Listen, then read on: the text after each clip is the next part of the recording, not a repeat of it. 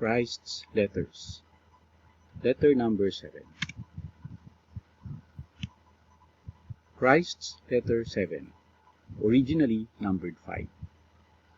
In this letter, Christ describes the truth concerning the sexual act, what really takes place spiritually and physically, how children are born on different levels of consciousness. He explains men and women's place in the world order. Introduction. The miracle associated with letter 7. Recorder. There is a strange, miraculous happening attached to the following letter. When letter 7 was completed, the recorder was clearly told to use the parable from Matthew 13, verse 3 as opening paragraphs. A little later, it came over her powerfully to add a paragraph on the second page marked with 2 asterisks. Letter 7 was printed out.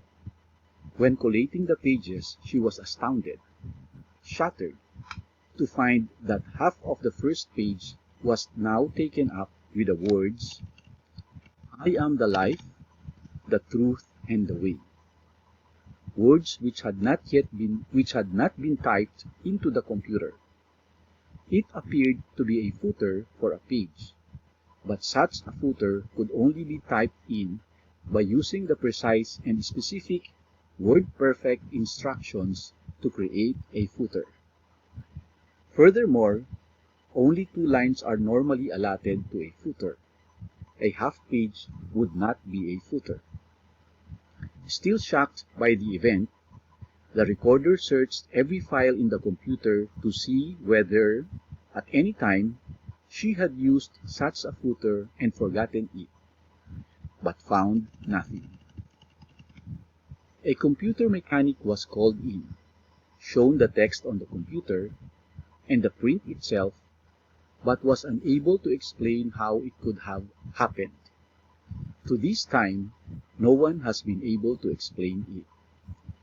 For those who may not be aware of it, this statement, "I am the life, the truth, and the way," was made by Jesus Christ when describing himself during his mission in Palestine.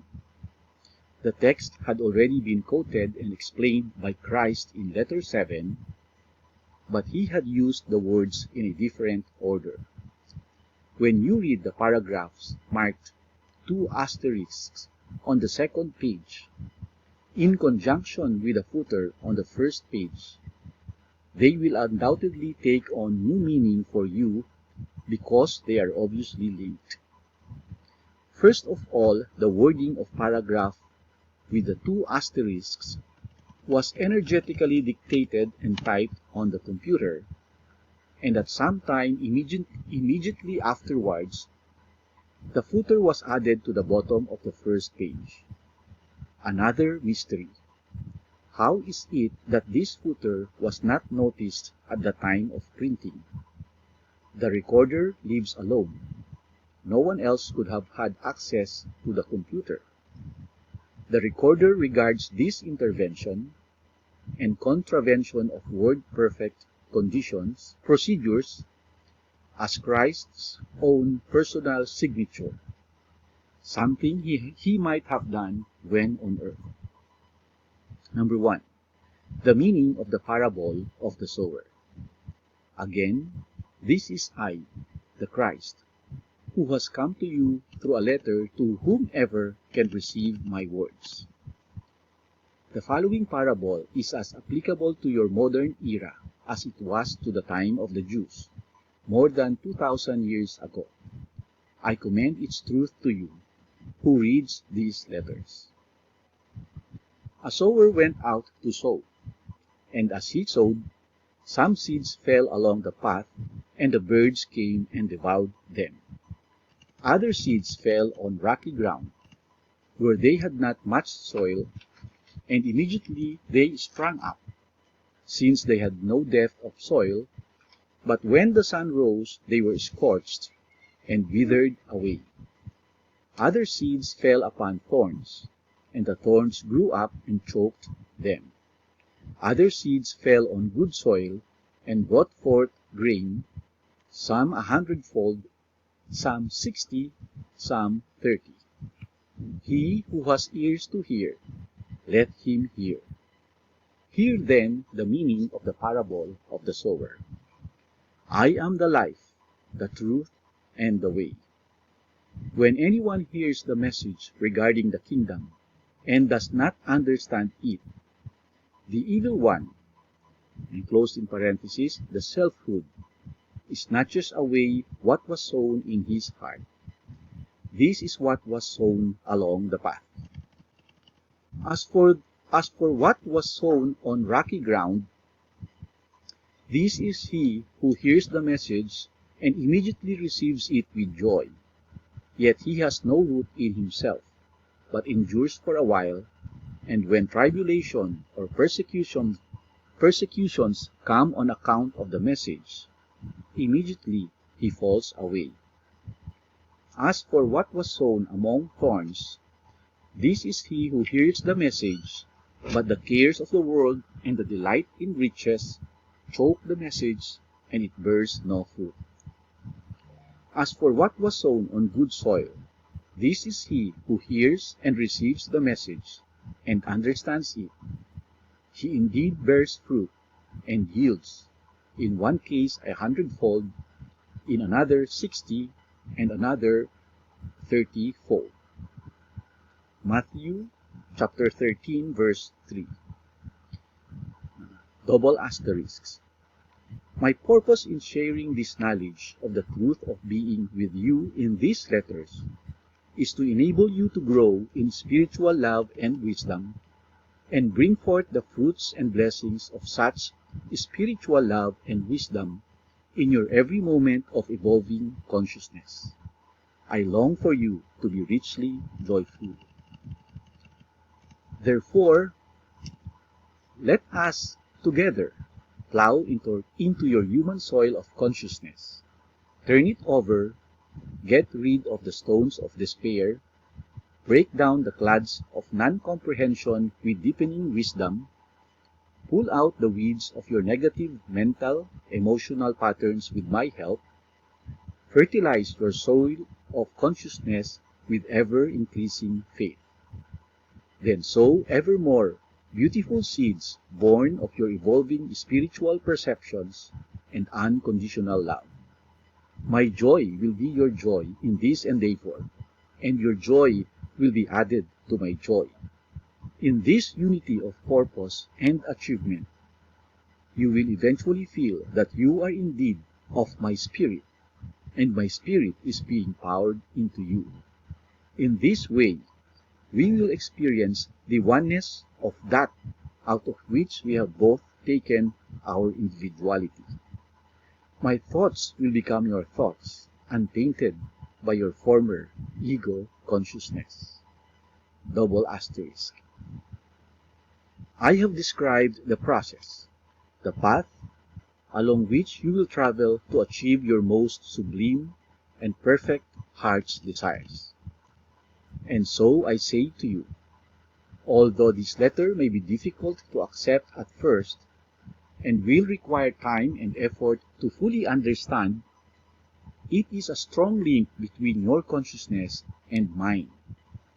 In my transcendent state, I can do more for you when you call upon me than I could if I were to return to earth in a physical body, when you might see me with your eyes and hear me with your ears, but your understanding of truth of being might be limited. In this mode of contact with your consciousness, you can receive me direct into your mind and heart when the preconditions to such contact have been fulfilled. For I tell you truly, the more time and meditation you devote to these letters, the more it will become possible for you to receive higher inspiration and instruction from me. Personally, because with every reading of these letters, the more will your own frequencies of consciousness be raised towards my spiritual consciousness frequencies, and eventually we will be able to reach a true meeting place of consciousness. Then, abundant will be the fruitage in your life. To explain why this is so, I must tell you that my consciousness descends through many differing planes of vibrational frequencies of consciousness to meet the needs of those seeking help and inspiration. The many differing planes of consciousness my consciousness passes through are all distinct from each other. Number 2, vibrational frequencies of consciousness. Each level of consciousness frequencies creates and manifests as different conditions of existence. Since the highest and lowest vibrational frequencies of consciousness are produced by the highest or lowest spiritual, mental, emotional patterns or forms of consciousness. By high and low patterns, I mean those which are closest and farthest from divine consciousness intent. As you know, each frequency of vibration of sound waves produces its own unique and individual note and tone. Similarly, habitual, mental, emotional thought forms produce their own vibrational frequencies in consciousness, and these, in turn, produce the outer conditions in which that consciousness resides. The higher the frequencies of vibration of consciousness, the more beautiful, harmonious, joyous, and fulfilled are the lives of those who reside within those frequencies. The lower the frequencies, the more harsh, bitter, acrid, and miserable are the lives of those who resonate to such frequencies. Their lives are punctuated with disasters, deprivation, and brutality. The higher the frequency of vibration of consciousness, the more spiritually loving and beautiful are the thoughts, the creative imagination, the ideals and beauty of color and light forms, for they are rising closer and closer to the dimension of universal consciousness, where the frequencies have become so heightened as to level out and enter into powerful equilibrium, the all-power of universal consciousness, the source of all being, love. To you, the outer conditions may appear to be those in which the body resides, but the truth is, it is the consciousness which dwells within, experiences and responds to the outer conditions. The body is but a vehicle making the human consciousness visible to others, and the condition of the vehicle itself is a manifestation of the level of spiritual, mental, emotional consciousness which inhabits it. Therefore, as I said before, as an observer of individual need and in response to pleas for help, my consciousness descends through the various levels of existential consciousness to reach the sincere suppliant, for, to give the answers, I must first receive the need.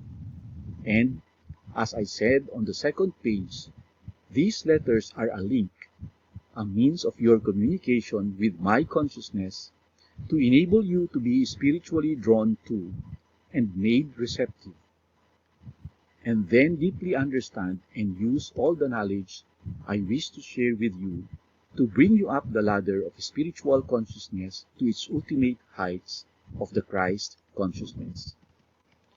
Because I am in near perfect equilibrium myself, I have the spiritual power of universal consciousness to a near perfect degree.